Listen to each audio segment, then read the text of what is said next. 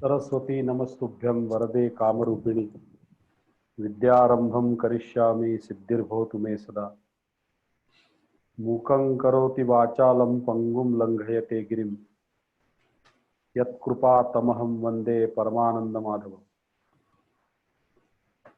गणेशप्रिया योगी राजा समर्था महातापसी पूर्णवाद प्रणेता तया पावना पूर्णिमा पूर्णचंद्रा नमस्कार माझा सद्गुरु रामचंद्रा।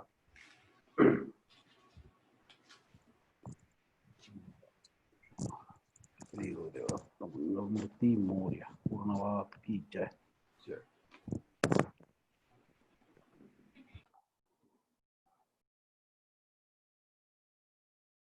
बुद्धिदाता श्री गजानन परम पूजनीय डॉक्टर रामचंद्र महाराज पारनेरकर, परम पूजनीय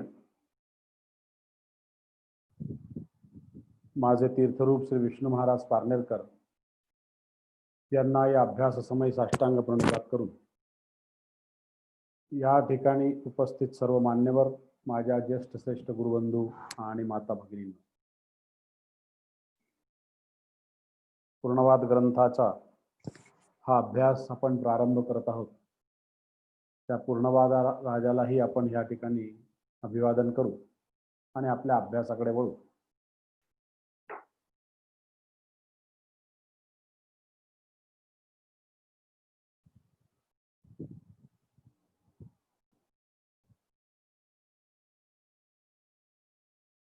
पूर्णवाद ग्रंथाच्या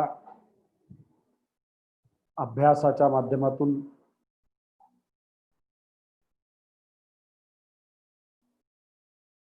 आधीचे 15 दिवस आणि आताचे हे 6 दिवस असं म्हणलं तर 21 दिवसाचा हा एकंदरीत अभ्यास आपल्याला आज पुढे न्यायची आशीर्वादात्मक भूमिका देत आहे।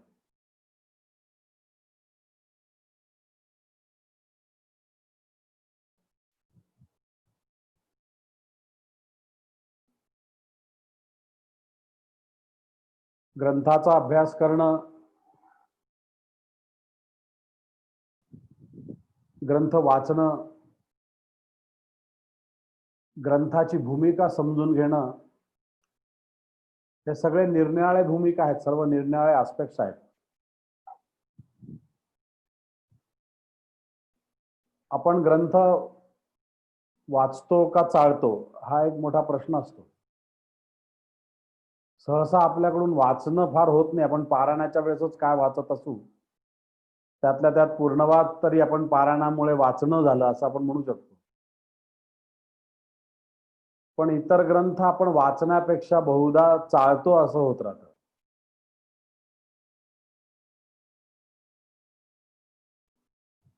पण त्यामुळे प्रत्यक्ष ग्रंथाची भूमिका कळत नाही। आणि मी तुम्हाला आधी पण सुरुवातीलाही असं सांगितलं होतं की कधी कधी ग्रंथ पाहून म्हणा, ग्रंथ वाचून म्हणा, आपल्याला काही गोष्टी कळत नाही, लक्षात येत नाही।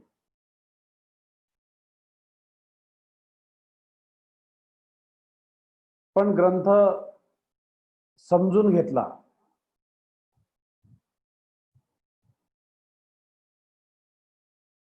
गुरुकडून समजून घेतला, जो कोणी आपला शिक्षक असेल त्याच्याकडून समजून घेतला, तर तो जास्त लवकर कळतो। कारण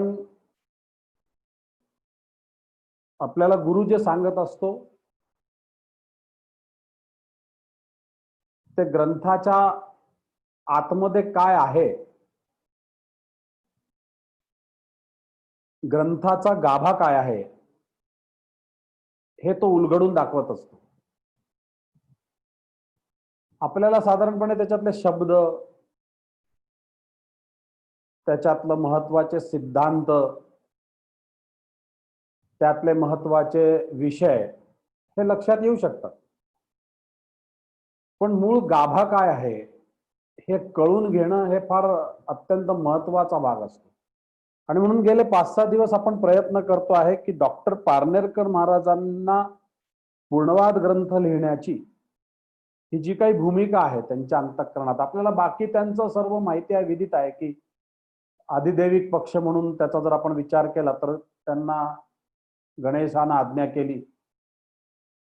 गणेशानं आज्ञा केल्यानंतर त्यांनी हा विषय प्रारंभ केला, लिहिला, त्याच्यावर काळाच्या याच्याप्रमाणे डॉक्टरेट संपादन केली, PhD संपादन केली. हे सर्व आपल्याला सर्व इतिहास माहिती आहे.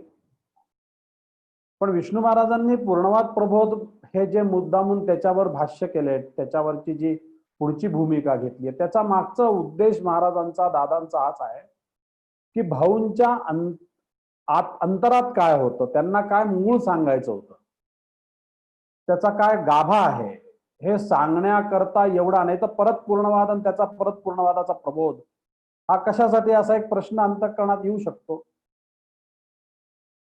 पण ते पूर्णपणे जाणून घेऊन तुमच्या माझ्या समोर ठेवावं असाही त्यांचा एक हेतू या ठिकाणी आपल्याला दादांचा हेतू दिसतो. आणि त्यामुळे त्याच्यातले जे विषय आलेले आहेत ते जरी तात्विक असले, त्याच्यातलं जरी तत्वचिंतन असलं तरी सुद्धा ते तुमच्या माझ्या जीवनाशी कसं निगडीत होईल याचा प्रयत्न करण्याचं काम परमपूज्य दादांनी केलेलं आहे. आणि म्हणून तो प्रबोध आहे, स्वबोध आहे, सुबोध आहे असं आपण त्याला म्हणू शकतो. मी तुम्हाला सांगितलं, याची इतिहास सांगताना तुम्हाला सांगितलं की जवळजवळ 150 सिटिंग्स आपटे साहेबांबरोबर त्यांनी केल्या. त्या किती तासाच्या, हा भाग अत्यंत निराळा आहे. कारण रोजच ते 2-2, 3-3 तास जेवढा वेळ तो विषय चालेल तेवढा वेळ ते बसत असत. पण ही किमया फार महत्वाची आणि आपल्या दृष्टीने तर फार अभ्यासाची आहे. कारण नाहीतर आपल्याला हे सगळे शब्द त्या अर्थाने ग्रंथात आलेत म्हणून आपल्याला लक्षात राहिले असते. काल जसं आपण माया ह्या प्रकरणाचा विचार करताना जे विषय आपण घेतले, त्या विषयाचं अध्ययन करताना आपल्या असं लक्षात आलं की शंकराचार्यांचं किंवा वेदांत्यांचं नेमकी अडचण कुठे झाली. आणि सर्व आपला पूर्णवाद, सर्व जो काही त्याचा आचार असेल, त्याचा विचार असेल, त्याचं तत्वज्ञान असेल, हे सर्व जे काही ज्याच्या आधारावर आहे ना ते ह्या मूळ विषयावरच आहे. त्यामुळे हा विषय पक्का होणं आपल्या दृष्टीने फार गरजेचं आहे असं मलाही वाटतं. काल आपण काही मुद्दे त्याच्यातले, जसं आता जगदीश रावांनी तुमच्या समोर काही मुद्दे त्याच्यातले ठेवले, आपण काही पाहिले, अभ्यासले, विचार केला. पण मूळ में भूल हा जो महाराजांचा भाग आहे तो फार महत्वाचा आहे आणि तो आपल्याला जाणून घेणं जास्त गरजेचं आहे असं मलाही वाटतं. आणि म्हणून मी त्याच्यावर आणखीन चिंतन करण्याचा माझा मानस ठेवलेला आहे की आपल्याला नाही लक्षात येऊ शकत कदाचित काही काही वेळा. आपण अभ्यास म्हणून कधी कधी अभ्यासाची एक भूमिका माझ्या समोर नेहमी असते की या तत्वज्ञानाचा जो अभ्यास आहे हा काही आपल्याला कुठे काही दाखवायचा नाही, आपल्याला काही याच्या परीक्षा द्यायच्या नाहीत फारशा, काय याच्यातून आपल्याला काही सर्टिफिकेट मिळवायचं नाहीये. त्यामुळे याच्यावर किती आपण लक्ष केंद्रित करू हा फार एक मोठा प्रश्न असतो. किंवा त्याची दुसरी बाजू जर विचारात घेतली तर असाही विचार येतो की याच्यातून आपल्याला काही त्या अर्थानं व्यावहारिक अर्थानं आपण जर विचार केला, आदिभौतिक दृष्ट्या आपण असा विचार करू की आपल्याला काही हे कुठे देऊन कमवायचं असं नाहीये. त्यामुळे सुद्धा आपल्याला त्याचं किती गांभीर्य असतं हा एक प्रश्न असतो. तिसरी त्याची बाजू असते की हे आपल्या जीवनाशी निगडित आहे आणि हे आपल्याला जीवनात उतरवून पाहिलं पाहिजे. हाही एक अभ्यास फार महत्वाचा या अभ्यासाच्या माध्यमातून घेणं फार गरजेचं असतं. आणि म्हणून त्याला जितकं आपल्याला सुव्यवस्थित ढंगानं आपल्या समोर आणता येईल तो आपण आपल्याला प्रयत्न करायचा. म्हणून काल जो विषय आपल्या समोर ठेवला की नेमकं वेदांत्यांचं, मी तुम्हाला काल सांगितलं की वेदांत हा शब्द सुद्धा कुठून आला, वेदांत हा विषय कुठून आला, मूळ वेदांत कशाला म्हणतात, जे त्या वेदांत जो व्यासांनी लिहिला तोही वेदांत मी आपल्या समोर काल सांगितला, आणि शंकराचार्यांच्या या भाष्यालाही वेदांत म्हणतात हेही सांगितलं. आणि आपण आत्ता जो अभ्यास करत आहोत तो या शंकराचार्यांच्या वेदांताचा अभ्यास करत आहोत, विचार करत आहोत. ब्रह्मसूत्राचा आपण काही अथा तो ब्रह्मजिज्ञासा, अथा तो धर्मजिज्ञासा वगैरे जे काही आपण काल विषय पाहिले त्या विषयाचा आपण आता विचार करत नसून तो विषय आपल्याला पुढे येईल. आत्ता जो आपण विचार करतोय तो वेदांती म्हणजे शंकराचार्यांचा जो वेदांत आहे त्या वेदांताची अडचण काय झाली हा विषय आपण सर्वात महत्वाचा अभ्यासत आहोत. आणि काल त्याच्यात आपण एक अत्यंत महत्वाचा अभ्यास पाहिला, तो म्हणजे कोणचा, की अज्ञानाची भूमिका त्यांनी घेतली असल्या कारणानं सर्व त्यांचे घोटाळे सुरू झाले. एकच विषय त्यांनी घेतला. मी आपल्याला काल सांगितलं की त्यांनी तो हिऱ्याचं उदाहरण मी तुम्हाला दिलं, की ते हिऱ्यावरचं आवरण काढलं की तुम्हाला ब्रह्म दिसेल, आणि ते हिऱ्यावरचं आवरण म्हणजे अज्ञान आहे असं मी तुम्हाला काल सांगितलं. पण मुळात भूमिकाच आपल्याला लक्षात आली पाहिजे की त्यांनी अज्ञानाची उत्पत्ती मानली, त्याला भाव पदार्थ मानला. आता हे शब्द थोडेसे महत्वाचे असतात बरं का. भाव पदार्थ म्हणजे काय, आता आपल्याला याचं एक्सप्लेनेशन मिळतं का कुठे, किंवा लक्षात येतं का भाव पदार्थ म्हणजे काय, नाही कळत. अज्ञानाला भाव पदार्थ मानलं. आता याचं जर आपल्याला कोणी उत्तर विचारलं का अज्ञानाचा भाव पदार्थ म्हणजे काय, असं आपल्याला एखाद्याने विचारलं, आपण पटकन सांगू शकतो का, नाही. अभाव आणि भाव हे आपल्याला माहिती आहेत की नाही. अभाव माहिती आहे तसा भावही माहिती आहे. भाव पदार्थ म्हणजे ज्या गोष्टी आहेत, अस्तित्वात आहेत, ज्याचा भाव आहे. मला माझा भाव आहे की नाही, मी अस्तित्वात आहे म्हणून मला काहीतरी भाव आहे की नाही, त्याला भाव पदार्थ म्हणतात. तसं इथे केवढा मोठा घोळ झाला आता बघा. अभ्यासामधून आपल्या लक्षात येईल की जी गोष्ट नाहीये त्यालाच यांनी भाव पदार्थ मानलं. जे आहे त्याला भाव पदार्थ मानायचं आपल्याला स्वाभाविक आहे, माहिती आहे की आपण आहोत, आपला भाव आहे 100%. पण हा महत्वाचा भाग इथे आला की जी गोष्ट नाहीये त्याला त्यांनी भाव पदार्थ मानलं. आणि एक अत्यंत महत्वाची गोष्ट केली त्यांनी की हे अज्ञान कळलं पाहिजे. हा त्यांचा सर्वात मोठा महत्वाचा भाग आहे.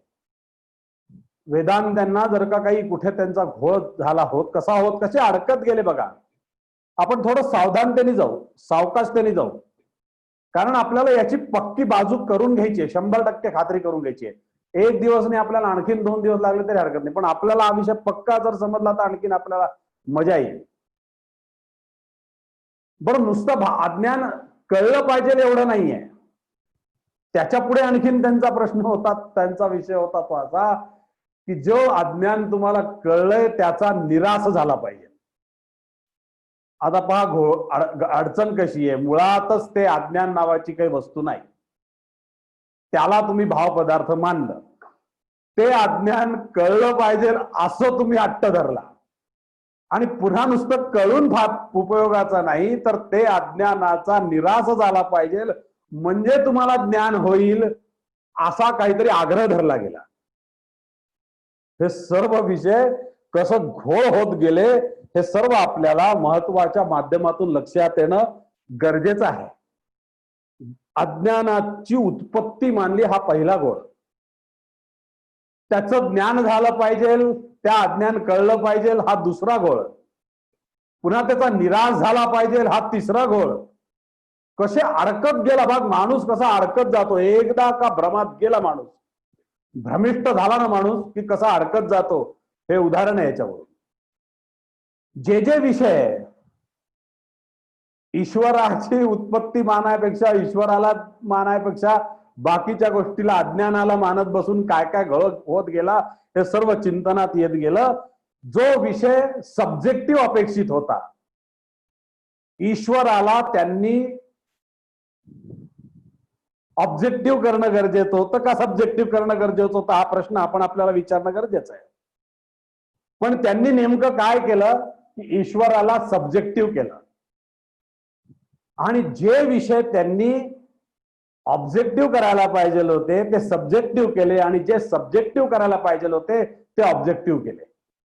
ज्याला वस्तुनिष्ठ स्वरूपानं विचारात घ्यायला पाहिजे होतं, ईश्वराला ऑब्जेक्टिव्ह रूपानं जर घ्यायला पाहिजे होतं ते त्यांनी सब्जेक्टिव्ह केलं, आणि जे बाकीचं इतर विश्व वगैरे आहे त्याला सब्जेक्टिव्ह विचारात घ्यायला पाहिजे होतं, त्याला ऑब्जेक्टिव्ह केलं.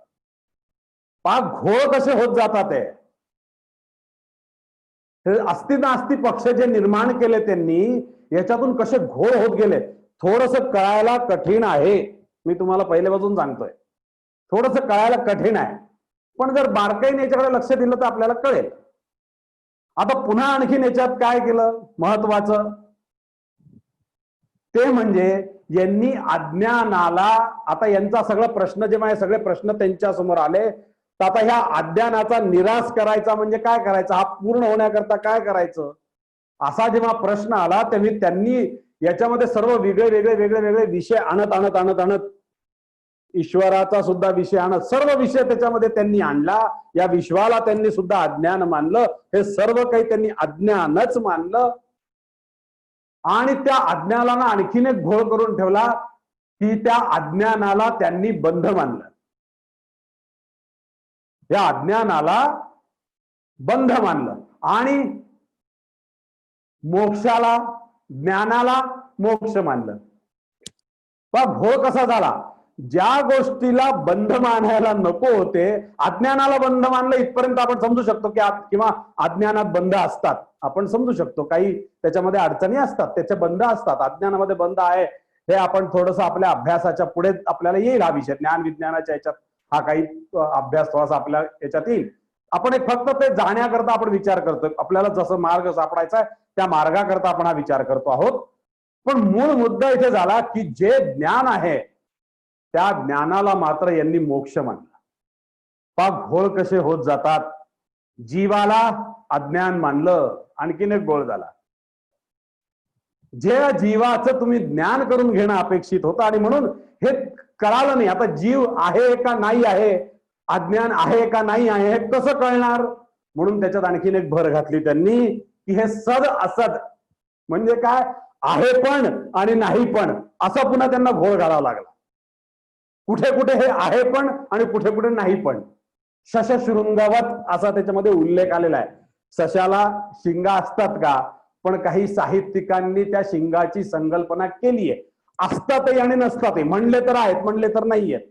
आता हे अज्ञानाच्या बाबतीतही यांनी, जीवाच्या अज्ञानाच्या बाबतीतही जेव्हा असं विचारलं गेलं की अरे तुम्ही जर त्या ज्ञाना त्याला एक ज्ञान मानता, मग त्याच्यात जवळ हा अज्ञानाचा भाव पदार्थ आलाच कुठे, हा अज्ञान आलंच कुठे, मग आलंच कुठे असं म्हणल्यानंतर त्यांनी त्याचं उत्तर असं दिलं की हो, हे कधी असतं आणि कधी नसतं. कसे घोळ होतात मी म्हणलं ना, एकदा घोळ सुरू झाला, एखाद्या गोष्टीचा घोळ सुरू झाला की त्याचं उत्तरच सापडत नाही. आपण पहा, तुम्ही एखादं गणित सोडवायला घ्या, आपण एखादं गणित सोडवायला बसलो, इंजिनियर लोकांना जास्त याची कल्पना असते, एखादं गणित सोडवायला बसलो, अभ्यास सोडवायला बसलो की आपण करत जातो, पण एकदा का कुठे आपली ती रीत चुकली, याला काय म्हणतात रीत चुकणे, जी रीत अवलंबायला पाहिजे, जी साधी रीत होती, अत्यंत सोपा राजमार्ग होता, तो राजमार्ग सोडून दिला, म्हणजे ज्याला म्हणतात ना सरळ हाताने घास खायच्या ऐवजी असा घास खायला गेले आणि अडकले. अज्ञानाला सर्व काही मानलं, सर्वस्व त्या अज्ञानाला देऊन टाकलं, दुसरं काहीच केलं नाही, दुसरं त्याला काही समजलंच नाही, ज्ञान समजलं नाही, विद्या समजली नाही, अविद्या लक्षात घेतली नाही, कुठेच काही समजलं नाही, एकमेव एक काही गोष्ट करून घेतली आणि पुन्हा आग्रह धरला. काय धरला, हे मी अज्ञान म्हणतोय. हा माणूस कसा करतो, एखादी गोष्ट जर आपली चूक असली आणि त्याला जर ती त्याला दुसऱ्यावर ठासून सांगायची असली तर तो काय करतो, मी सांगतोय ना मग तू हे कबूल कर. तसं वेदांतांनी काय केलं, हो मी सांगतोय ना अज्ञान आहे, कबूल कर, आणि कबूल कर आणि मग त्याचा निराश कर, त्याला सोडून घे. पहिले तर कबूल करायला लावायचं आणि पुन्हा त्याला निराश करायला लावायचं, आणि ह्या सगळ्या घटपटाच्या, वेदांतातल्या घटपटाच्या चर्चा सगळ्या समोर आल्या. याच्यामुळे ज्या घटपटाच्या चर्चा समोर आल्या ना, ते एक गोष्ट या अज्ञानाला भाव पदार्थ मानल्यामुळे या सगळ्या चर्चा सुरू झाल्या. एक एक एक एक सगळेजण त्याच्यातच अडकले, सगळेजण त्याच्या बाहेरच येईनात, कुठूनच त्यांना रस्ता सापडे ना. आणि हे सगळ्यांना लक्षात आलं की जोपर्यंत अज्ञान आहे, आता घोळ कसा पुढे आला, अज्ञान आहे तोपर्यंत दुःख आहे हे सर्वांना लक्षात आणून दिलं. एकच गोष्ट, जोपर्यंत तुम्हाला अज्ञान आहे, म्हणजे जोपर्यंत तुम्ही हे अज्ञान दूर करत नाही, या अज्ञानाला दूर करत नाही, या अज्ञानाला समजून घेत नाही, याचा निराश करत नाही, या भ्रमापासून जेव्हा तुम्ही जोपर्यंत सुटत नाही तोपर्यंत तुम्हाला ते ज्ञान कळणार नाही. आणि जोपर्यंत तुम्हाला ते ज्ञान कळणार नाही तोपर्यंत तुम्ही दुःखी आहात असं सांगून त्या जगाला दुःखात टाकून दिलं. कसा घोळ झाला बघा. एक विषय चांगला कुठे शोधण्याकरता खरं पाहायला गेलं ना, तर तुम्हाला अगदी खरं मोकळेपणाने सांगतो, शंकराचार्यांचा हेतू फार सद होता, चांगला हेतू होता.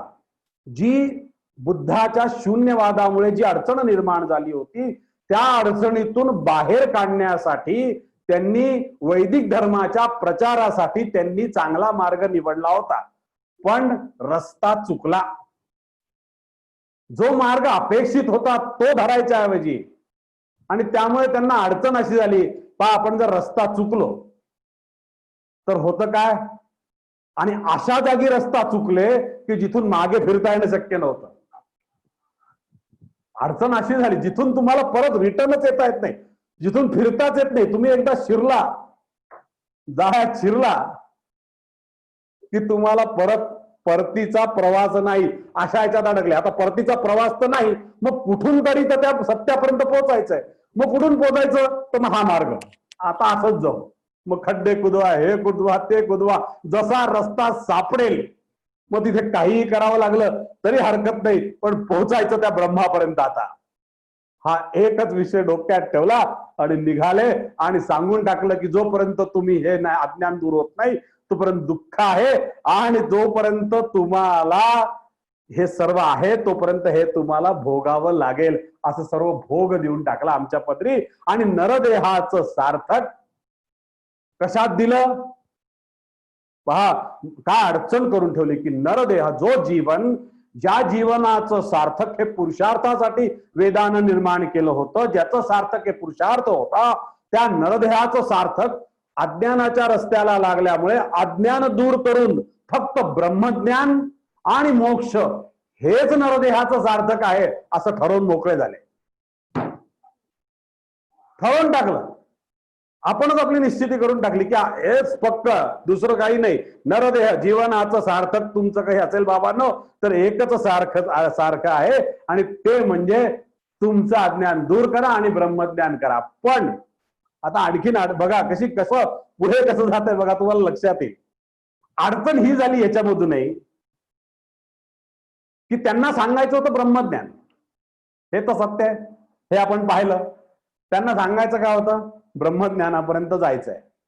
पण त्यांनी हा अज्ञानाचा रस्त्यामुळे झालं काय, घोर इथे असा झाला की हे मोक्ष आणि नरदेहाचं सार्थक हे दुःख आहे, किंवा नरदेहाचं सार्थक हे फक्त मोक्ष आहे असं सांगितल्यामुळे, आणि मोक्ष तुम्हाला केव्हा मिळेल, जेव्हा तुम्ही तुमचं सर्व दुःख म्हणजे जे तुमचं शरीराचं अज्ञान आहे ते सर्व दूर केलं, अज्ञान दूर झालं, तुमचे सर्व दुःख दूर झाले की मग तुम्हाला ब्रह्मज्ञान मिळेल. म्हणून तुम्हाला आधी तुमच्या या मायापाशातून दूर व्हावं लागेल, जीवाच्या जगाच्या मायेतून बाहेर पडावं लागेल, तर तुम्हाला हे दुःख म्हणजे हे तुमचं अज्ञान दूर होईल आणि मग तुम्ही ब्रह्माच्या आनंदाला प्राप्त व्हाल.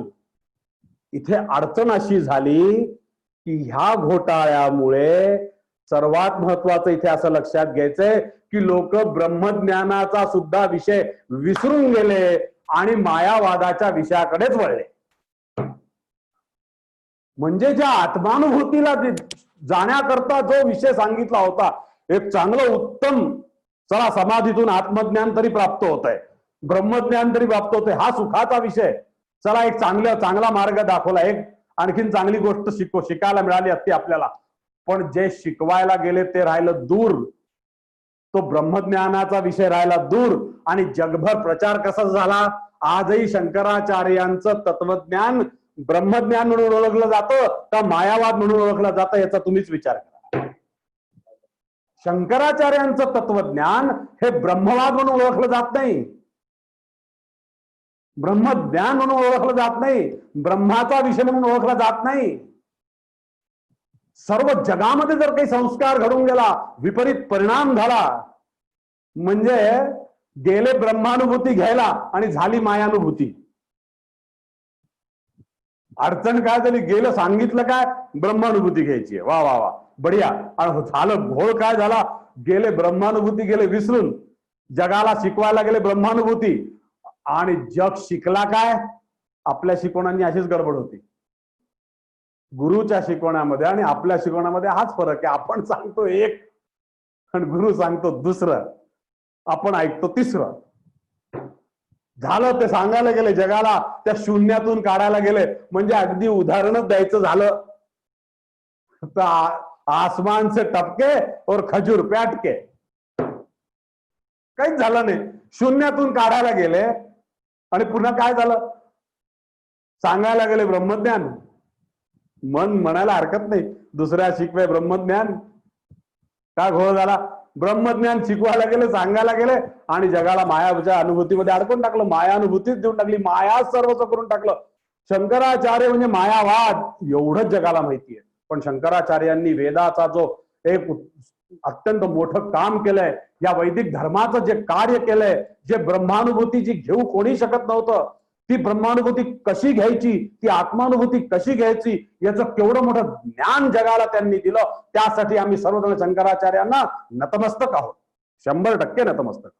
आमच्यासाठी ते जगद्गुरु आहेत, या तिळमात्र शंका नाही. पण त्या तत्वज्ञानाचा जो झालेला घोळ आहे, की शिकवायला ब्रह्मज्ञान गेले आणि मायावादाच्या पाशात अडकून पडले. ह्या अज्ञानाला भाव पदार्थ दिल्यामुळे, अज्ञानाला सर्वस्व मानल्यामुळे, जे नाही त्याला मानल्यामुळे, जे नाहीये त्याला मानून चालत नाही. ही गोष्ट तुम्ही आम्ही सर्वात महत्वाची लक्षात घेणं फार गरजेचं आहे बंधूंनो. आणि म्हणून आपल्याला एक गोष्ट लक्षात ठेवायची आहे, पूर्णवादांनी हा सर्व विषय अत्यंत मोकळा करून सांगितला. महाराजांनी काही रुचा घेतल्या, आपल्याला सर्वांना माहिती आहे. रुचो अक्षरे परमे, प्रत्येक उपनिषदातल्या घेतल्या, वेदातल्या घेतल्या, बऱ्याचशा गोष्टीतल्या रुचा प्रत्यक्ष महाराजांनी ठेवल्या. आणि म्हणून सर्वांनी वेदाचा अर्थ घेतलाय, सर्वांनी वेदाचा आधार घेतलाय, हे तिळमात्र शंका नाही. पण तुम्हाला पूर्णवादाचं वैशिष्ट्य सांगतो, ते लक्षात घ्या. पूर्णवादाच्या या ग्रंथामधल्या आलेल्या वेदांच्या ज्या रुचा आहेत ना, त्या रुचांचा ओढून ताढून अर्थ लावावा लागला नाही. पूर्णवादाला कुठलाही अर्थ ओढून ताणून लावावा लागला नाही आणि इतर तत्ववेत्यांना त्याचा अर्थ ओढून ताणून लावावा लागला. हा महत्वाचा फरक आहे. जसं महाराजांनी आपल्याला शिकवलं, सांगितलं, काय सांगितलं होतं महाराजांनी आपल्याला, की गुरुच्या शब्दात खऱ्या अर्थाने अर्थ भरणं,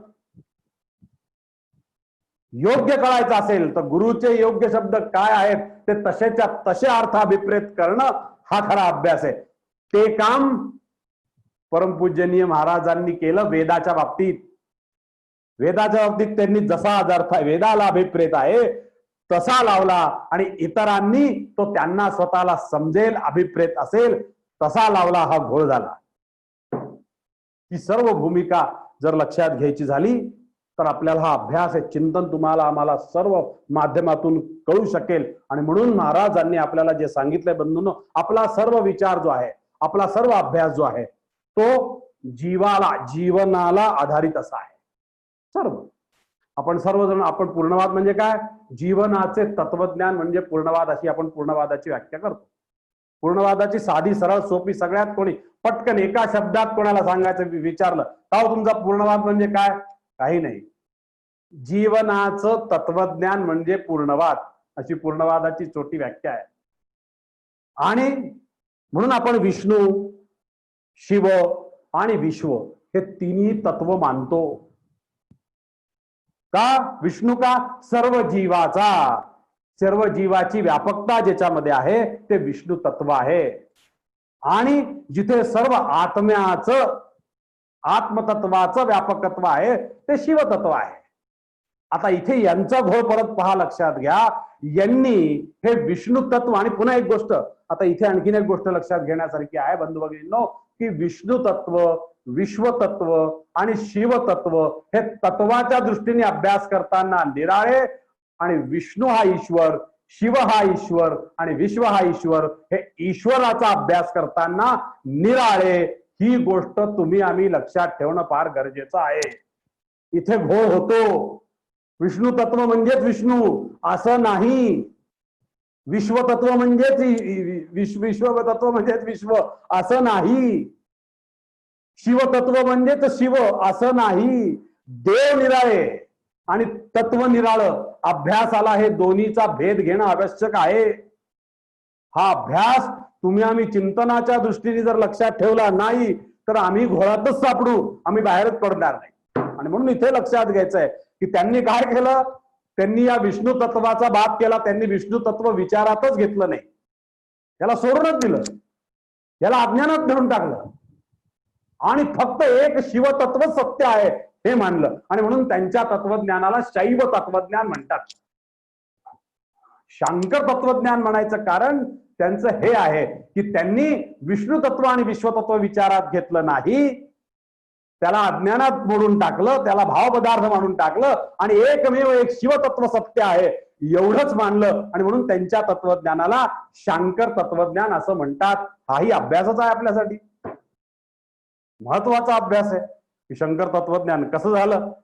तत्व व देव निराळे हे वाक्य नेहमी लक्षात ठेवा, एक फार महत्वाचं वाक्य आहे.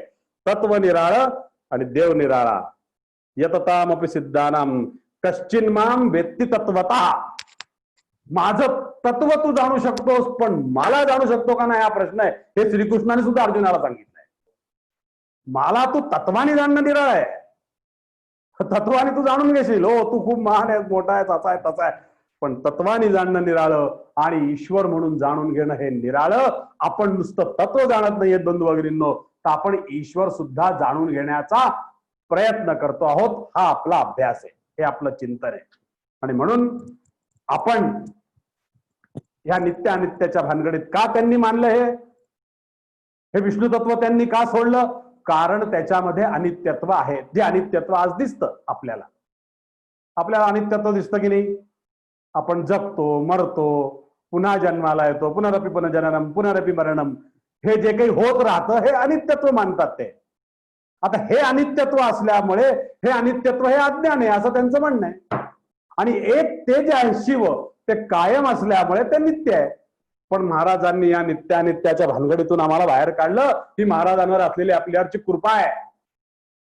अक्षरशः या क्षणाला त्यांच्या चरणावर लोटांगण आहे की भाऊ दादा तुम्ही आम्हाला या नित्य अनित्यत्वाच्या भानगडीतून बाहेर पाडलं, हे ज्ञान अज्ञानाच्या भानगडीतून बाहेर पडलं आणि आम्हाला एक गोष्ट अशी दिली जी आपल्याला शेवटी कळेल की काय दिली आम्हाला, की ज्याच्यामुळे आम्ही सर्व याच्यातून बाहेर तरून गेलो. हेच तर आपल्याला अभ्यासायचं, हेच तर आपल्याला चिंतन करायचंय. हे कळलं तर सगळं कळलं. म्हणून शंकर तत्वज्ञानाचं काय हे आहे, शंकराचार्यांनी म्हणून आपल्याला इथे म्हणलं जातं की आपण ज्या ब्रह्माचा आपणही ब्रह्माचा अभ्यास करतो, आपणही ब्रह्माचं अस्तित्व मानतो. आपण ब्रह्माचं अस्तित्व मानत नाही असं म्हणणं नाही आपलं, आपण सर्वांचंच अस्तित्व मानतो, कारण आपण पूर्णवादी आहोत, आपल्याच्या सर्व समाहित होणारा विषय आहे.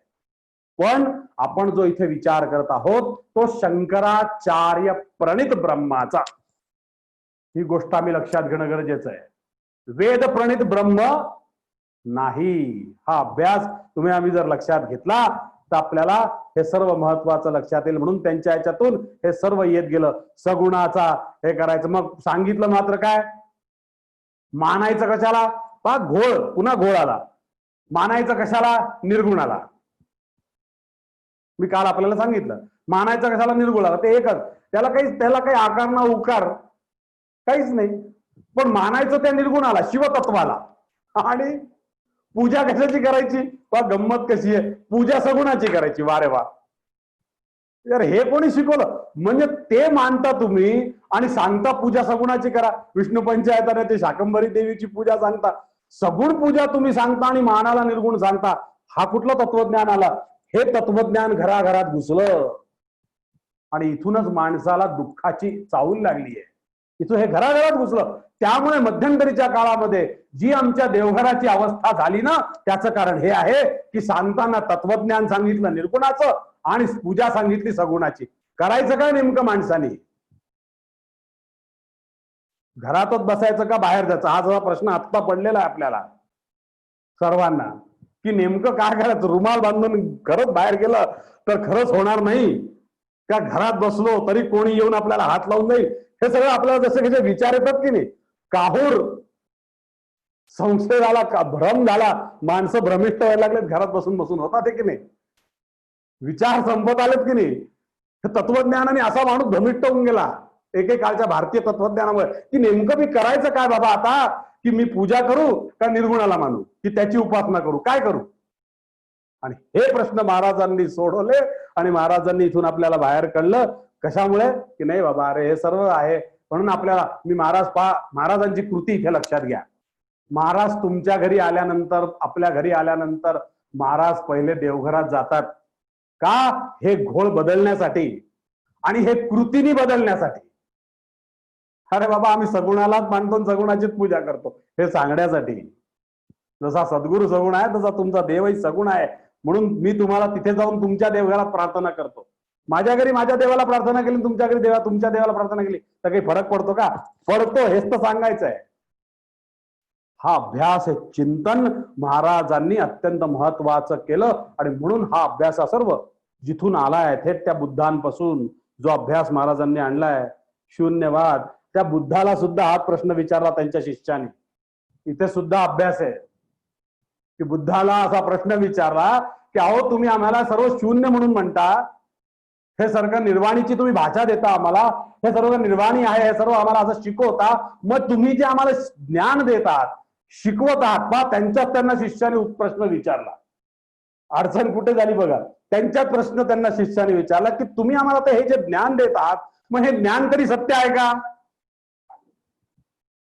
तुम्ही तर आम्हाला प्रत्यक्ष शिकवत आहात ना, पण हे तर सर्व शून्यच आहे. मग हे जर शून्य आहे तर तुम्ही देत असलेलं ज्ञान सुद्धा शून्य आहे. मग आम्ही तुमच्याकडून ते ज्ञान घेऊन करायचं काय म्हणले?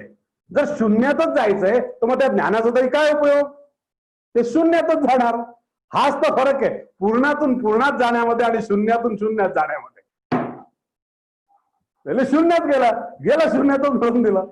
प्रश्न त्यांच्या शिष्यांना पडलेला आहे, दुसऱ्याला नाही. ज्यांना एक माईनपंथी, असं माईनपंथी म्हणून त्यांना नाव दिलं बुद्धाच्या या शिष्यांना, ज्यांनी ज्ञानाचा पुढे प्रचार केला, त्याच पंथीयांच्या ह्याच्यातला त्यांना माईनपंथी असं त्यांचं एक वेगळं, बुद्धातली एक नवी जात निर्माण झाली. हा अभ्यास फार महत्वाचा आहे. आपल्याला माहिती नाहीये, आपल्याला कळत नाही कधी कधी अभ्यास. हे सर्व या ग्रंथांतर्गत आलेलं आहे. इतकं सिटिंग कसं केलं असेल दादांनी, इतका अभ्यास कसा केला असेल, हे सर्व कसा विचार केला असेल, कसं सांगितलं असेल. आणि म्हणून हे सर्व जे ज्ञान आहे ना, हा ज्ञानाचा आणि अज्ञानाचा जो घोळ या ठिकाणी झालेला आहे ना, याचं चिंतन तुम्ही आम्ही करणं फार गरजेचं आहे बंधू भगिनींनो. इथे सर्व शंकराचार्यांपासून झालेल्या, पण पुढे अजातवाद्यांनीच ह्या विषयाचा बाध केला, ही गोष्टही आम्ही लक्षात घेणं फार गरजेचं आहे. शंकराचार्यांपर्यंत हा विषय होता, पण अजातवाद्यांनी पुढे ह्या विषयाचा बाध केला. त्यांनी असं सांगितलं की नाही, याचा असं होऊ शकत नाही, हे अज्ञान असू शकत नाही, हा आपल्याला होऊ शकत नाही. ही भूमिका आपल्याला जर लक्षात आली तर, म्हणून महाराजांनी हा प्रश्न, म्हणजे तुम्हाला जर आठवत असेल तर दादांनी एकदा एक कथा सांगितली होती. ती कथा तुम्हाला कदाचित कोणी जर पारायणात ऐकली असली किंवा दादांनी भाऊंच्या इतिहासात तुमच्या समोर कधी ठेवले. जेव्हा भाऊ तिथे गेले होते तेव्हा भाऊंनी सुद्धा तिथल्या लोकांनाच हा प्रश्न विचारला होता की महाराज राजे, की म्हणले तुम्ही हा जो ब्रह्म ज्याला तुम्ही प्रज्ञान घन म्हणता, त्याला तुम्ही प्रज्ञान घन म्हणता. घन म्हणजे आपल्याला माहितीये काय, सर्व माहिती आपल्याला. अंधाराचा नाश होणं, काही नसून सर्व पूर्णपणे ज्ञानाची निर्मिती. एवढा मोठा तो प्रज्ञान व्यक्ती असताना, प्रज्ञान घन असताना, त्या प्रज्ञान घनाच्या जागी तुम्ही अज्ञानाची अस्तित्व मानता कसं, हा प्रश्न भाऊंनी विचारलेला आहे. आणि मग तिथे मी तुम्हाला मगाशी जे सांगितलं की तिथे सांगितलं की नाही माझे सत्सत विलक्षण वगैरे हे जे सर्व विषय आले हे तिथून आपल्याला आली आणि अज्ञानाची उत्पत्ती झालीच कशी हाच तर प्रश्न आला आणि मग तिथे उत्तर आलं की आहे पण आणि नाही पण हे सर्व तिथे घोळ झालेले हे सर्व घोळ भाऊंच्या तिथे लक्षात आले भाऊंनी याच्यासाठी सर्व केलं आणि मग त्यांनी काय केलं याला मग आता हे अज्ञानाचा हा प्रश्न आला आपल्यासमोर एखादा प्रश्न आला की उत्तर तर शोधायचं मग त्यांनी त्याचं उंची शक्कल लढवली पहा पुन्हा घोळ पुन्हा अडकले काय केलं त्यांनी मग या अज्ञानाला दोन प्रकृतीत दोन विषयात विभागून टाकलं एक शबल आणि एक नबल म्हणजे काय अशुद्ध आणि शुद्ध म्हणजे ते जे ब्रह्मज्ञान आहे जे आहे ते शुद्ध आणि त्याच्या जागी जे अज्ञान आहे ते शुद्ध आणि यांच्या जागी जे आहे ते अशुद्ध या विश्वाच्या जागी आहे ते अशुद्ध म्हणजे आता हे अशुद्ध शुद्ध ज्ञान पुन्हा अशुद्ध शुद्ध आला कुठे विषय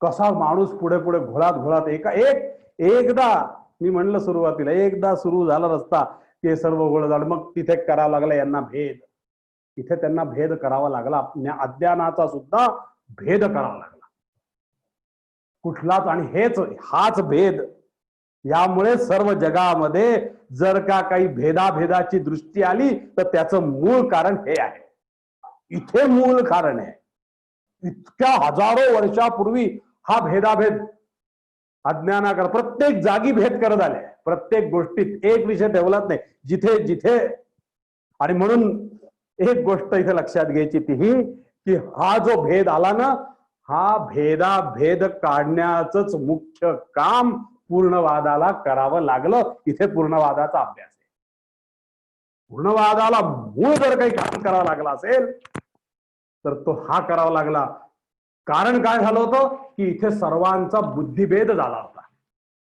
बुद्धिभ्रंश झाला होता जसा कर्णाचा बुद्धिभ्रंश काही वेळेस करावाही लागतो हेही तुम्हाला सांगतो केला गेला हा जसा तत्वज्ञानासाठी केला गेला तसा आपल्या ज्या इतिहासात असे बुद्धिभ्रंश बरेच झालेले उदाहरण तुम्हाला माहिती आहे कर्णानं बुद्धिभेद केला श्रीकृष्णानं कर्णाचा बुद्धिभेद केला कारण त्याला संपवायचं होतं जेव्हा त्याचं चाक रथात अडकलं होतं ना त्यावेळेस त्याचा जो केला त्याला बुद्धिभेद म्हणतात बुद्धिभ्रंश केला विभीषणाने रावणाचा सुद्धा रामाच्या माध्यमातून बुद्धिभेद केला आणि म्हणूनच त्याला तिथे घरका भेदी लंका ढाय असं म्हणतात तिथे घरका भेदी म्हणजे काय बुद्धिभ्रंश करून पण हे बुद्धिभ्रंश अभ्यासाच्या दृष्टीने निराळे हा भाग अत्यंत निराळा आणि हे सर्व अत्यंत काही अडचण झाली असेल तर हा सर्वात महत्वाचा आणि अत्यंत वाईट परिणाम झाला माणसाच्या जीवनावर याचा मोठा परिणाम झाला आणि त्यामुळे माणूस काय झाला माणूस पॅसिव्ह झाला इनएक्टिव्ह झाला माणसाला कर्मापासून सर्व परावृत्त झाला माणसाला काही करू नाही अशीच बुद्धी त्याच्या अंतःकरणात शिरली हे सर्व माणसाचं लक्षण कुठून आलंय म्हणजे किती वर्षाचा असेल बघा ही संस्कार आणि इतक्या वर्षात आपण मी कालही तुम्हाला म्हणलं की हो इतके 5000 वर्षाचे संस्कार आपले इतक्या लवकर जातील का नाही ना केवढा माणसावर वाईट परिणाम झाला केवढं भेदाभेद झालं केवढं भेद सांगून दिला केवढी गोष्ट सांगून दिली जी गोष्ट तुम्हाला सांगितली पूजा निर्गुणाची आणि निर्गुणाचं दर्शन घ्यायला सांगितलं सगुणाची काय का तत्वज्ञानात कुठे आणलं कुठे घोळ होत गेले हे सर्व महाराज आपल्याला अत्यंत बारकाईनं आपल्याला त्याकडे शिकवतात आणि म्हणून इथे गोष्ट लक्षात घ्या इथे अडचण झाली की इथे माणसाचा अध्यात्म विद्येपेक्षा सुद्धा मायेचा प्रचार जगामध्ये जास्त झाला शंकराचार्यांची अध्यात्म विद्या खूप मोठी आहे ही गोष्ट आम्ही विसरता कामा नये पण प्रचार मायेचा झाला आणि ह्याचसाठी एक गोष्ट अत्यंत महत्वाची होती आणि ती म्हणजे अशी की वेदानं जे आपल्याला दिलेलं आहे जे वेदानं विश्वासाच्या माध्यमातून दिलेलं आहे ते देव आपण जर मानले तर आपल्याला हा सगळं प्रश्न सुटतो आता ते कसे मानायचे हा आपल्याला पुढे येणारा विषय आहे येईल हळूहळू पुढे येईल आपल्याला आणखी भरपूर पुढे जायचंय आपण आता ह्या तात्पुरतं आपल्याला लक्षात येण्यासाठी आपण अभ्यासाच्या माध्यमातून असा विचार करून वेदांनी कोणचे देव मानले शंकराचार्यांनी कोणते देव मानले, कुठल्या देवाचा अभ्यास केला गेला, कोणाला निर्गुण मानलं आणि कोणाला सगुण मानलं, हे सर्व विषय काल आपण पाहिलं थोडस की पूर्ण आपण अगदी आपल्या अभ्यासाकरता आत्ता तात्पुरता आपण अगदी असा विचार करू की पूर्ण पुरुष हा आमच्या दृष्टीने निर्गुण आहे, मानलं आम्ही. चला, आम्हाला त्याच्यापर्यंत पोहोचायचं, आम्हाला आता वेळ नाही, आम्ही पूर्ण पुरुषापर्यंत नाही जाऊ शकत. पण ज्या पूर्ण पुरुषाचं आम्ही स्वरूप पाहत आहोत ते विश्वमधलं सगुण आहे की नाही, आम्ही रोज पाहतो आहे की नाही, ते देव आम्ही पाहिलेत की नाही. आणि हेच तर आम्हाला वेदाने सांगितलंय. कारण एक वेळेस तुम्हाला त्याचं दर्शन नाही झालं चालेल, पण तुम्ही ज्याच्यामध्ये जगता आहात ते तुम्हाला सगुण साकार आहे मानूनच काम करावं लागेल, हे तुम्हाला मानूनच अभ्यास करावा लागेल. हे तुम्हाला जर कळालं तर तुम्हाला तो निर्गुण वाटतोय तो सुद्धा सगुण दिसल्याशिवाय राहणार नाही. तो फक्त वाटतोय, पण त्याच्या आधी तुम्हाला जाणं कुठे गरजेचं आहे, तर या पूर्ण पुरुषापेक्षा सुद्धा हे विश्व जे त्यांनी निर्माण केलेलं आहे त्या विश्वाला तुम्ही सगुण रूपानं अभ्यास करा, म्हणजे तुम्हाला तो निर्गुण वाटत असणारा ईश्वर सुद्धा सगुण दिसेल. हे सांगणारा पूर्णवाद आहे बंधू भगिनी. पूर्णवादाने एवढी मोठी उपलब्धी करून ठेवलेली आहे, फक्त आपल्याला ते कळालं नाही, आपल्याला त्याचा अभ्यास लक्षात आला नाही, आपल्याला त्याचं चिंतन लक्षात आलं नाही. म्हणून देव आणि ईश्वर याच्यामध्ये महाराजांनी फरक केला. पुन्हा याच्यामध्ये फरक आहे. विश्व हे देव आहे, आता लक्षात घ्या, विश्व हे देव आहे आणि पूर्ण पुरुष हा ईश्वर आहे. लक्षात घ्या, ईश्वराचे गाव दूर राहे. डॉक्टर पारनेरकर महाराज अभंगात उगाच म्हणत नाही, देवतांच्या राज्यी राहतो मानव, ईश्वराचे गाव दूर राहे. अभंग लक्षात आला की आपल्याला लक्षात येऊन जाईल. का म्हणले, हा फरक लक्षात आला की नाही आपल्याला, की जे तुम्ही सगुण साकार आहे, तुम्ही त्याच्यात ज्याच्यात जगता आहात त्याचा पहिले विचार करा, त्या लांबचा. आणि अडचण यांची हीच झाली की यांनी त्या लांबचा आधी विचार केला आणि जे जवळ होतं, काखेत कळसा आणि गावाला वळसा, आपल्याकडे म्हण अशी, काखेत कळसा घ्यायचा आणि फिरायचं गावभर, धुंडायचं. कोण नेमकं काय, नेमकं सत्य शोधत बसले नेमकं, आणि शोधता शोधता शोधता दुसऱ्याच गोष्टीला तो काखेतला कळसाही गेला आणि सगळा स्वतःही गेला आणि सगळं डुबलं, काहीच राहिलं नाही, काही समोरच आलं नाही. आणि म्हणून आपल्याला महाराजांनी आरतीमध्ये एक मंत्र दिलाय. तो मंत्र आपण का म्हणतो हे इथे लक्षात घ्या. विश्वतः चक्षुर विश्वतो मुखो विश्वतो बाहुर्त विश्वतः पाद संबाहुभ्याम धमति संपद त्रैर द्यावा भूमी जनयन देव एकः. हे सर्व विश्व जे आहे ना, विश्वतः चक्षुर विश्वतो मुखो विश्वतो बाहुर विश्वतः पाद, अरे सर्व त्याचे सगळं त्याच आहे. पण शेवटी एको देवा केशवा, तो एक जो ईश्वर आहे ना, तोही लक्षात घेणं गरजेचं आहे. त्याच्याच कडून हे त्याचं पाद, त्याचे हात पाय नाक कान डोळे हे सगळं या जगामध्ये तुम्हाला पाहायला मिळतं. तोही सगुण. मग जर जो देणारा आहे, जर जो घेणारा सगुण आहे, तुम्ही आम्ही सगुण आहोत, तर काय आमचा देव किंवा आमचा गुरु निर्गुण आहे का, असं आपण म्हणू शकतो का? कसं म्हणू शकू आम्ही? आमचा गुरुही सगुण, आमचा देवही सगुण, जो आम्हाला देतो तोही सगुण, आणि ज्याच्यामध्ये आम्ही राहतो, जे आम्ही आहोत, जो ईश्वर आहे तोही आमचा सगुणच, सगुण साकार. म्हणून सगुणाची पूजा आम्हाला महाराज शिकवतात आणि ह्या विश्वाचा अभ्यास करायला सांगतात. म्हणून सगुण ईश्वर हा आपल्या दृष्टीने खूप महत्वाचा आहे. अभ्यास खूप आहे खरं तर, कुठपर्यंत न्यावं असं माझ्यासमोर प्रश्न आहे. 10 वाजून गेलेत, अजून तर अर्ध्याच विषयावर आलो आजच्या. खरं सांगायचं म्हणजे तर अजून अर्धा विषय माझ्या दृष्टीने पुढचा राहिलाय. एवढाच विषय खूप वाटतोय मला तर, संपवायचं का नाही संपवायचं हा माझ्या समोरचा प्रश्न आहे. प्रयत्न करूया आपण. एक 2-5 मिनिटं आपले जास्त घेतो, थोडेसे 5-10 मिनिटाचे काही, एक 5-1 मिनिटं मला आणखीन द्या. माफी मागून तुमचे 5-10 मिनिटं घेतो, कारण मलाही ते विषय कुठेतरी एका विशिष्ट पॉइंटवर नेऊन ठेवला तर त्याचा काहीतरी आनंद होईल असं मला वाटतं. आणि म्हणून बंधू भगिनींनो, एक गोष्ट आपल्याला या ठिकाणी सांगायची, तीही या सर्वांनी सर्व केलं, सगळं तत्ववेत्यांनी सुद्धा सर्व केलं. अगदी वैष्णवाचार्यांनी सुद्धा भक्ती मार्ग निवडला, पण वैष्णवाचार्यांनी सुद्धा अडचण एकच केली, त्यांनी सुद्धा ह्या कारणाला, ह्या सर्व याला कारण मानलं, विश्व हे कारण मानलं, आणि त्यामुळे त्यांचीही तेही ह्या प्रश्नांना सोडवू शकले नाही. आता इथे लक्षात घ्या की ते ह्या प्रश्नाला का सोडू शकले नाही. मग आमच्या इथं वैष्णवाचार्य आले होते, त्यांनी सुद्धा याचा बाद केला, या अज्ञानाचा त्यांनी बाद केला, ह्या विषयाचा त्यांनी बाद केला. त्यांना हे विषय पण त्यांना पटत नव्हते, त्यांनी पण विश्वाला सत्य मानलं, सर्व काही मानलं. पण अडचण एकच झाली की हा प्रश्न सुटण्याकरता, म्हणजे हे मायेचं भूत जे मानगुटीवर बसलं होतं सर्वांच्या, ते सोडवण्याकरता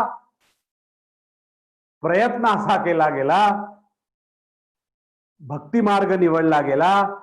पण तिथे अडचण अशी झाली की त्यांनी त्या भक्ती मार्गामध्ये त्यांनाही जगाला कार्यकारणात घ्यावं लागलं आणि विश्वाला, ईश्वराला सुद्धा कार्यकारणातच घ्यावं लागलं. त्याला सुद्धा कार्यकारण आणि कर्ता अशा 3 विभागात त्याला वाटावं लागलं. त्यामुळे म्हणजे त्याचे फक्त काय, सेवक आणि चाकर एवढेच फक्त त्यांनी फरक केला की मी जर सेवक आहे तर तो चाकर, मी जर चाकर आहे तर तो राजा आहे, एवढीच त्याची भूमिका गेली. पण तो निराळा आणि हे दोन्ही निराळं अशी भूमिका वैष्णवाचार्यांनी घेतली. आणि त्यामुळे त्यांना हा जो घोळ झालेला होता, हा अज्ञानाचा जो घोळ झालेला होता, तो वैष्णवाचार्यांना सुद्धा त्यामुळे सोडवता आलेला नाही. तो सोडवण्याचं कामच कोणी केलं असेल तर ते एकमेव एक डॉक्टर पारनेरकर महाराज. आणि त्याच्यासाठी त्यांनी जो दिला, त्याच्यासाठी जो तुम्हाला मंत्र दिला, या आमच्या मानगुटीवर बसलेलं, आमच्या जगाच्या मानगुटीवर बसलेलं हे मायेचं भूत उतरवण्याकरता जो मार्ग दिला, त्या मार्गाला उपासना मार्ग म्हणतात. उपासनेचा मोठा आश्रयो, उपासनेला दृढ चालवावे. हा उपासना हे शास्त्र अशासाठी दिलं की ज्या सगुणाची आम्ही पूजा करतो आहोत तो सुद्धा माझ्याच रूपात आहे, मी सुद्धा त्याच्याच रूपात आहे, हे विश्व सुद्धा त्याचंच रूप आहे आणि हे जग जीवन सुद्धा त्याचंच रूप आहे, हा आत्मा सुद्धा त्याचंच रूप आहे. हे सर्व मांडण्याकरता त्यांनी आम्हाला हे स्वरूप दिलं. आणि म्हणून उपासनेच्या माध्यमातून महाराजांनी 2 गोष्टी दिल्या. कोणत्या दिल्या? एक आम्हाला ऐच्छिक जीवन लाभ दिला आणि दुसरा आम्हाला मरणभय निवृत्ती दिली. म्हणजे काय दिलं? इकडे जीवन दिलं. ऐच्छिक जीवन लाभ म्हणजे काय दिलं आम्हाला? जीवन दिलं. त्या जीवनाकडे पाहण्याची दृष्टी दिली. जे जीवन कसं सगुण साकार आहे तेही आम्हाला सांगितलं. आणि मरणभय निवृत्ती म्हणजे काय दिली? मरणभय निवृत्ती म्हणजेच मोक्ष, असा मोक्षाचाही सुंदर उत्तर आम्हाला महाराजांनी या ठिकाणी देऊन टाकलं. आणि म्हणून आम्हाला मोक्षही साध्य होतो आणि आम्हाला जीवनही साध्य होतं. दोन्ही ज्यांना साध्य होतं ते पूर्णवादी. दोघांनाही पूर्णवादाचं वैशिष्ट्य आहे मोक्ष पुरुषार्थ म्हणून. त्यासाठी त्यांनी संतांचे दाखले घेतले, त्यासाठी त्यांनी संतांचं स्पष्ट त्यांना सांगितलं होतं. ज्यावेळेस पीएचडी मध्ये लिहिताना की तुम्ही संतांचे दाखले काढून टाका, महाराज म्हणले नाही, संतच अशी मंडळी आहेत ज्यांनी जीवन ओळखलं. तुकाराम महाराजांसारख्या संघर्षमय जीवनात सुद्धा अवघाची संसार सुखाचा करीनं असे शब्द कसे निघू शकतात? जीवनाला ओळखलं होतं म्हणून, जीवनाचं तत्वज्ञान जाणलं होतं म्हणून अवघाची संसार सुखे घालावे आम्हासी हे कशा करता म्हणू शकले? ज्ञानदेव माऊलींनी सुद्धा कशा करता एवढं सर्व सांगितलं? आता विश्वात्मके देवे जो जे वांछील तो ते लाव, हे कशा करता म्हणू शकले सगळी संत मंडळी? कारण यांनी जीव खरं पाहायला गेलं तर यांच्या जीवनात तर केवढा संघर्ष आहे. आणि म्हणून महाराज हेच म्हणतात की हा मोक्ष ओळखणं, ही मरणभय निवृत्ती जाणं, याच्या इतका मोठा पुरुषार्थ नाही. जीवनाला ओळखणं याच्या इतका मोठा पुरुषार्थ नाही. म्हणून धर्मार्थ काममोक्ष हे 4ही पुरुषार्थ साधणं हा सर्वात जीवनाचा मोठा अभ्यास आहे. आणि हे साधण्यासाठी उपासना आहे. हा अभ्यास, हे चिंतन फक्त कोणी, आणि ह्यानी काय होतं? यांनी एकच गोष्ट होती बंधू भगिनींनो, की तुमचं माझं जीवन सुखी होतं. सुखाचा आगार, सुख पाहता, सुखाचा अभ्यास, सुखाचं चिंतन. जीवनाचा हेतू मोक्ष नसून जीवनाचा हेतू सुख प्राप्त करणं आहे, हा विषयच विसरले होते सर्वजण. जीवन म्हणजे दुःखीच, पापाचा पुतळाच. अगदी जैनी तत्वज्ञानाप्रमाणेच आपण पाहतो. जैनांच्या तत्वज्ञानात तर काय मोठं मोठं गोष्ट आपल्याला माहितीये. केशलोचन हे ते सर्व काढून सगळं करून काय काय करायचं आणि ह्या शरीराला क्लेश द्यायचे आणि आपण हा पापाचा पुतळा आहे असं समजून जगायचं. सर्व तत्वज्ञानांनी हाच घोळ घातला. जे मूळ जीवन, ज्याचा आनंद घेणं अपेक्षित होतं, त्या जीवनानंदापासूनच दूर नेलं. आणि म्हणून ज्यांनी ब्रह्मानंदाचा विषय केला ते शंकराचार्य, आणि ज्यांनी जीवनानंदाचा विषय केला ते पूर्णवादाचार्य. असा फरक आहे. ज्यांनी शंकराचार्यांनी ब्रह्मानंदाचा विषय दिला, हो बरोबर, पण आम्हाला सांगताना इकडे जीव पुतळा, हे आहे पाप आहे, हे नश्वर आहे, नष्ट होणारच आहे, याच्याकडे तुम्ही कुठे पडला, याच्यात कुठे गुरफटला, त्यापेक्षा ब्रह्माच्या मार्गी लागा, समाधी घ्या, संन्यास घ्या. अरे किती जणांनी संन्यास घेतला? 10% लोकांनी संन्यास घेतला नाही जगामध्ये. आणि कोण सुखी झालं? संन्यासी. सगळे संन्यासी सुखी झाले असते तर जग संन्यासी म्हणूनच सुखी झालं असतं. उगाच झाले का प्रपंच करायला सांगितलं का? उलट तुम्हाला जे पाहिजे ते या जगात मिळू शकतं, हेच तर सगुण आम्हाला सांगितलं. हाच तर त्या विश्वंभराचा विषय, हेच तर त्या पूर्ण पुरुषाचं लक्षण आहे, हाच तर तो पुरुषार्थ आहे. आणि हा पुरुषार्थ करूनच तर सुखी व्हायचंय. मग याच्यात संघर्ष येणार हेही महाराजांनी लिहून ठेवलं, म्हणून संघर्ष ग्रंथ लिहिला. येऊ देत, हे सर्व करताना संघर्ष येणार, तो सुद्धा एक अविभाज्य घटक आहे. उलट तो ब्रह्मापेक्षा सर्वव्यापी आहे असं महाराज सांगतात. का? तुम्हाला एकदा त्याची सर्व व्यापकता कळली, ज्या गोष्टीची सर्व व्यापकता आपल्याला कळते त्या गोष्टीची भीती राहत नाही. म्हणून संघर्ष सर्व व्यापक आहे असं सांगून टाकलं महाराजांनी, आणि आम्हाला आमच्या संघर्षाची भीतीच काढून टाकली. संघर्ष प्रवण वृत्ती स्वीकारायला सांगितली. कशाला? आमच्या जीवनातल्या ज्या ज्या भीती होत्या, ज्या ज्या गाठी होत्या, मी काल सांगितल्याप्रमाणे विद्यते हृदय ग्रंथी छिद्यन्ते सर्व संशया क्षीयन्ते चास्य कर्माणि तस्मिन् दृष्टे परावरे. पण यांनी नुसती फक्त दृष्टे परावरे लावून टाकली, आणि बाकी सगळं अज्ञान, भाव पदार्थ. वेदांनी तर हेच सांगितलं, पण वेदांनी तर असं काही सांगितलं नाही. वेदांनी तर असं कुठेही म्हणलं नाही की जीव तुमचा दुःखी आहे आणि तुमचं शरीर कष्टी आहे, आणि जीवाचं आवरण काढल्याशिवाय तुम्हाला ज्ञानाची भूमिका कळू शकत नाही, तुम्हाला सुख प्राप्त होऊ शकत नाही. जोपर्यंत तुमच्या अज्ञानाचं आवरण तुमच्या शरीरावरण जीवनावर आहे, ते आवरण जोपर्यंत काढत नाही. आणि म्हणून इथे 2 शक्ती त्यांनी पुन्हा निर्माण केल्या. त्यांना जेव्हा एक कळालं नाही ना, तेव्हा त्यांनी आणखीन 2 शक्ती करून टाकल्या. या अज्ञानाच्या 2 शक्ती आणून टाकल्या, एक आवरण शक्ती आणि एक विक्षेप शक्ती. आवरण शक्ती जीवासाठी आणि विक्षेप शक्ती ईश्वरासाठी देऊन टाकली. दोघांचे 2 वेगळा पुन्हा भेद करून टाकला. कळतच नव्हतं ना नेमकं भेद. हा वाढत जो विचार होत चालला. पण इथं वेदांनी असं काही सांगितलं की तुमचं शरीर दुःखाचं आहे, शरीर कष्टाचं आहे, आणि शरीर तुमचं खराब आहे, आणि तुम्ही अत्यंत घाणीतून आला आहात वगैरे असं वेदांनी. उलट वेद तर असं म्हणतो की बाबा जीवेत शरदशतम नंदाम शरदशतम प्रब्रवाम शरदशतम अजितास्याम शरदशतम. 100 वर्ष जग यार, आणि 100 सुद्धा कसे? अरे अजितास्याम, इतके 100 वर्ष जग. इतकी 100ची जगण्याची प्रेरणा जो वेद देतो, तो वेद खोटा का कोण खोटा, आता हा प्रश्न आहे. त्या वेदांनी जर आम्हाला एवढी मोठी प्रेरणा दिली असेल, एवढा माझा प्रेश आम्हाला जर दिला असेल, तर हा अभ्यास हा तुमच्या माझ्या दृष्टीने किती महत्वाचा आहे हे तुम्ही आम्ही लक्षात घेणं फार महत्वाचं आहे. आणि म्हणून एकच काम झालं बंधू भगिनींनो, की हे सर्व अज्ञानाचं जे भूत होतं ते काम काढण्याचं काम. म्हणजे मी तर असं म्हणतो, महाराज त्या मराठवाड्यात गेले होते, आणि मराठवाड्यामध्ये त्या काळामध्ये भानामती वगैरे प्रकार होते. पण खरं सांगू, हे बानामती वगैरे दूर करणं हे भाऊंच्या म्हणजे महाराजांच्या डाव्या हातचा खेळ होता. ते त्यांना तिथे गेल्यावर कळालं की ते बानामती वगैरे आहे ना, 3 प्रकारे असे प्रकार आहे. त्यापेक्षा जे मोठं काम केलं ना, हे जे मायावादाचं हे मायेचं भूत जे मानगुटावर जगाचा बसलं होतं ना, ते भूत महाराजांनी उतरवलं. याच्यापेक्षा भाऊंचं पूर्णहादाचं मोठं काम नाही, दादांचं मोठं काम नाही. उतरवून टाकलं मानगुटीवरचं भूत आणि जगाला प्रेरणा देऊन टाकली. आनंदाने जगा, सुखासाठी तुमचा जन्म झालाय याचा विचार करा, सुखाने जगा, आनंदाने जगा ही जा. म्हणून तिथे एक गोष्ट आपल्या लक्षात ठेवली की आम्हाला हे सर्व त्या श्रीकृष्णाला जसं अर्जुनाला जसं हे सर्व ओळखण्याकरता पाहण्याकरता एक गोष्ट द्यावी लागली. काय दिली? एक गोष्ट दिली त्यांनी, त्याला दिव्य दृष्टी दिली. अर्जुनाला सुद्धा हे विश्वाचं रूप ओळखण्याकरता त्याला दिव्य दृष्टी द्यावी लागली, हे आपल्याला माहिती आहे. तसं जगाला एक दिव्य दृष्टी उपासना ह्या माध्यमातून तुम्हाला आम्हाला महाराजांनी दिली. का? तर हे विश्वाचं रूप ओळखण्याकरता की हे विश्व हे ईश्वर रूपच आहे. श्रीकृष्णाला तरी 18 अध्यायापर्यंत सांगावं लागलं. आपल्याला तर म्हणाल त्या दिवशी आपण म्हणलो, उपासना घेतली त्या दिवशी आपल्याला खरं तरी दिव्यदृष्टी प्राप्त झाली आहे.